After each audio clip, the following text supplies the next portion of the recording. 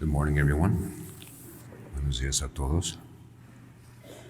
I would like to encourage everyone to take some time this week to reread this gospel. No sería bueno tomar momentos durante la semana a leer de nuevo este evangelio. It's chapter 9 of the Gospel of John.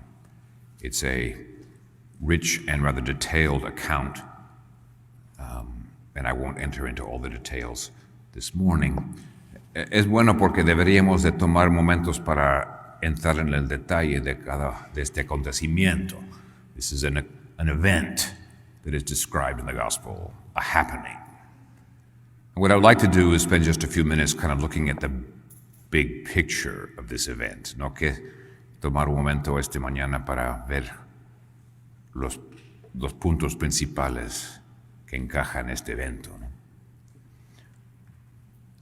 To begin with, it's always, perhaps, well, not always, but it's usually helpful to look at kind of how Jesus sort of sums things up at the end, porque el Señor dice algo al terminar el Evangelio que nos ayuda para entender todo el movimiento, something that helps us to kind of see the whole movement of this event, the healing of the man born blind. Where Jesus says at the end, it's an interesting phrase in English, then Jesus said, he's talking to the man he had healed, I came into this world for judgment. In Spanish, it's a little bit more precise. It says, vine a este mundo para que se definan los campos, so that there can be a definition of a sort of a clarity of the decision, the camps, so to speak. The word that's behind all of this, whether you say judgment in English or definir, no, in Spanish, it's ultimately about a decision, a judgment. What is it that is happening here? And it's that decision, that judgment, which ultimately sort of helps us to appreciate what this whole gospel is moving toward. And you can kind of look at it in three sort of sections. No quisiera pues proponer tres palabras para entender el movimiento del evangelio. El alboroto, the commotion that is caused by Jesus' action. Las preguntas, the questions, which are everywhere in this gospel. Everybody's asking everybody something. And then the decision, which comes at the end. First, the commotion, el alboroto. Pues, ¿qué está pasando en este evangelio? Pues, la presencia de Jesús causa una conmoción enorme. Something Jesus does causes a huge commotion amongst the neighbors, amongst the crowd, amongst the parents, amongst the Pharisees. Everybody is asking questions. And it's not just that Jesus has done something, but the commotion that sort of is set in motion in this gospel is also about the man who was healed. El alboroto también implica, ¿no?, la presencia no solamente de Jesús, obviamente Jesús, ¿no?, pero el hombre que recibió la sanación, que es una presencia entre la comunidad. The man who is healed is a presence in that community. And so, even though Jesus sort of comes in, heals the man, and then sort of disappears for a while, porque el Señor entra y luego desaparece, ¿no? Sana al Señor y luego desaparece. Well, where is he? They ask, the man says, well, I don't know. He's not here. And then he comes back. No, entonces, pero it's this sense of everything is suddenly moved into, everything is turned upside down because Jesus has healed this man on the Sabbath. A man born blind. And the man is the one they're going to talk to. This already says something to us, ¿no? Porque el Señor nos hace favores y nosotros estamos en medio del mundo. Y el mundo nos puede interrogar. No, we too are kind of in this gospel because in some way the Lord has done something for us and we're kind of in the middle of the world, in the middle of the community, and it causes our witness is a bit of a disturbing thing. Or perhaps it should be. And so this commotion, this set in motion, it extends itself through all the different questions that are asked. Because they have to establish, well, what exactly happened? And so they asked the man born blind several times, well, what did he do for you? Well, he came, he put mud in my eyes, and then he told me to go wash, and now I see. Okay. And then they ask him again later, well, what happened? He says, well, I already told you what happened. And then they ask his parents, well, is this really the guy? Was he really born blind? Now, this is an interesting question in the gospel. They ask, is this really the guy who was born blind? I mean, we aren't even sure. Maybe it's a fake. Maybe he's somebody else. No, pues, hasta que preguntan a los papás si este es el hijo, se sanó. Ustedes pueden dar testimonio que realmente él. Can you testify that it's really him, or is it somebody else? No, that's our son. No, es mi hijo. Yo lo conozco. y nació ciego, pero ahorita puede ver. But now he can see. And so they keep asking, well, okay. We don't believe that. No, see, there's even that. There's this. This doesn't fit. It's not right. How could this man who heals on the Sabbath, and we know that Jesus was often criticized for healing on the Sabbath, ¿cómo puede ser de que este hombre que sanó en el sábado,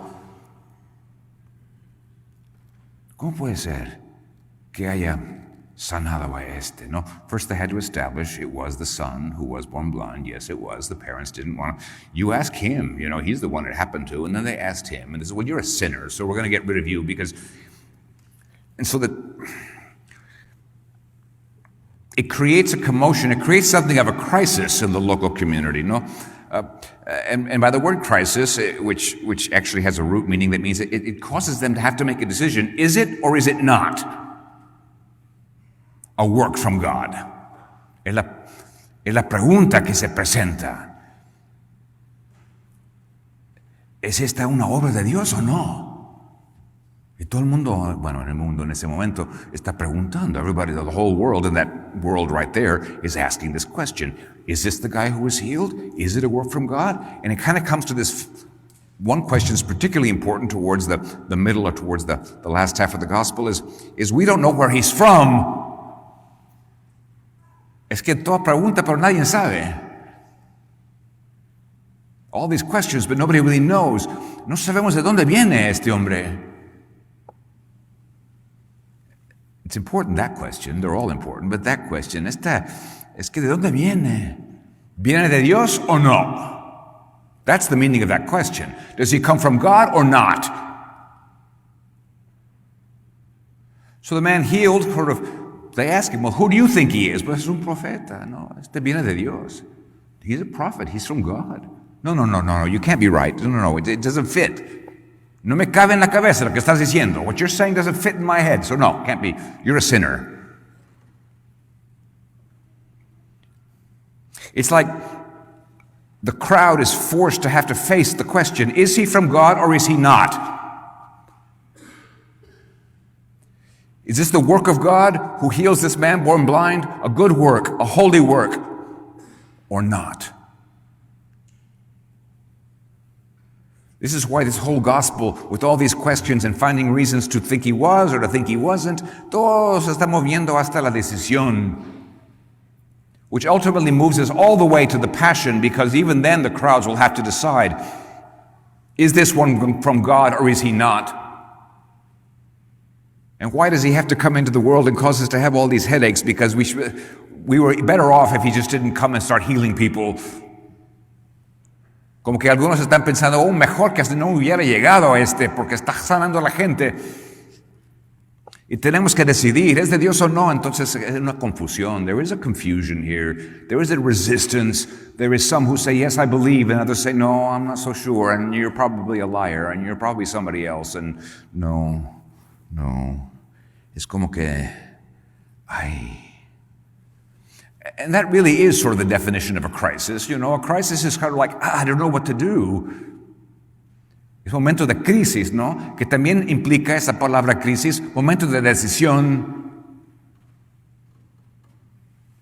And the reason this gospel is so important for us at this stage in Lent is that we're getting much closer now to the passion of the Lord. We're getting much closer now to when he will stand before the world. Behold the man. Who do you think he is? Think of that question from Pontius Pilate, ¿no? La pregunta de Pilato, está el hombre, ¿no? Aquí el hombre, ¿quién es? Who do you say that he is? Is he from God or not? See, esto es lo que moves the whole thing towards that. And so,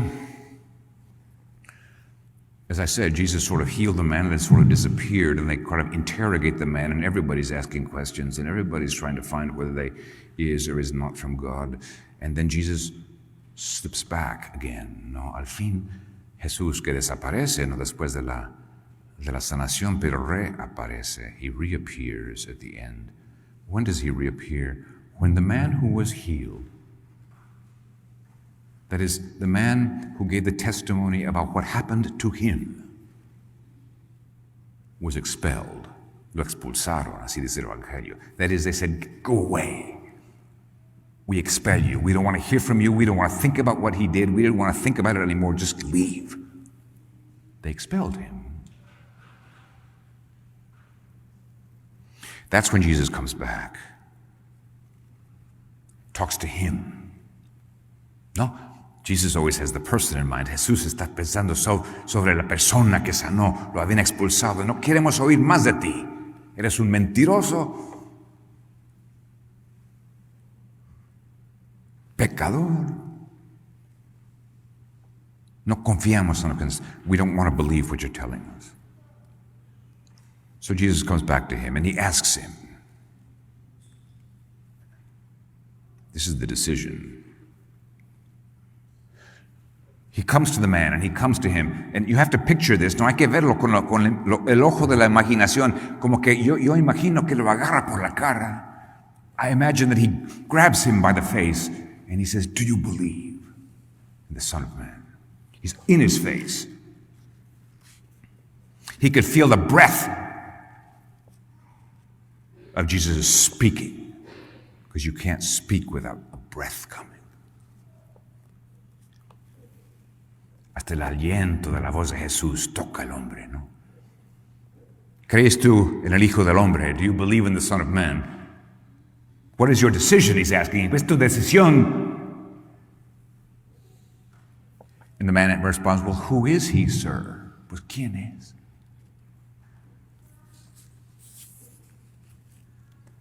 ¿Quién es para que pueda yo creer en él? Who is he? And then Jesus gives this answer. You have seen him. Lo has visto, el Hijo del Hombre. You have seen him. I healed you, remember? You could see now. Lo has visto. No podías ver antes, pero lo has visto. You have seen him, which means he saw him. Pero then he says, y el que está hablando contigo, the one who's talking to you, the one who's in your face, ese es, that is the one. I am the one.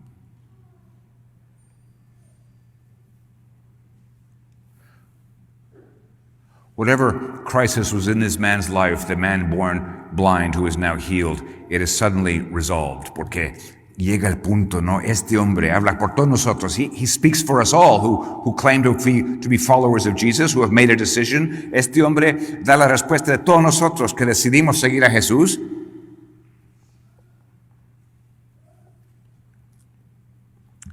Y dice, sí creo, Señor. Y postrándose lo adoró. I do believe. And he fell down and worshipped him.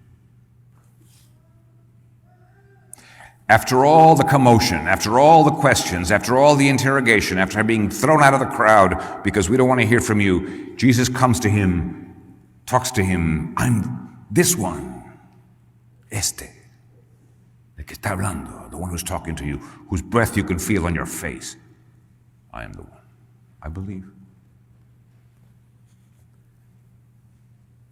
So it all resolves at this point. The crowd will still have to decide. La muchedumbre va a tener que decidir. El sanado ya decidió. The one who was healed, he has decided. I believe. It is a decision. The evidence, the experience, the encounter, it all comes together, and you have to choose. And that's what causes, then after the man says, yes, I believe, the man who makes his decision Yo he venido a este mundo para que se definan los campos. I have come so that things might be defined, decided. And the decision is in the heart. The decision is in each one of us. The decision is something not just you make once and then it's over. No es una decisión de nomás una vez en la vida y luego sigue la vida como nada. Es que hay que decidir todos los días. To be a follower of Jesus, you don't just decide once and then life goes on. You must decide every day, you are the one.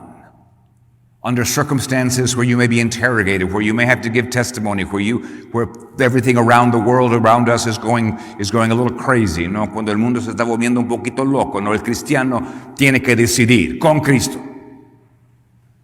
In the midst of a craziness of the world, and the world is always a little bit crazy. The Christian is the one who, no matter what the circumstance, no matter what seems to be going on around us, all the commotion, decides, I am with the Christ. As St. Peter would say a little bit earlier in the Gospel of John, Lord, to whom shall we go? You have the words of everlasting life. Señor, ¿a quién iremos? ¿Tú tienes la palabra de la vida eterna? That's the moment. That's the moment that this gospel today, on this fourth Sunday of Easter, asks us to commit to again. No, porque, like I say, it's not just we make a decision that we never make a decision again. We have to decide for Him in every age, in every generation, in every moment. When the world seems to be going a little crazy around us, decidimos por el Cristo y caminamos con Él. We decide for the Christ, no matter how crazy things around us seem to be. And we follow Him. And the world may think us crazy for it, ¿no? El mundo puede pensar que nosotros somos los locos. Pero hemos conocido al Señor. But we have known the Lord. And He is the one.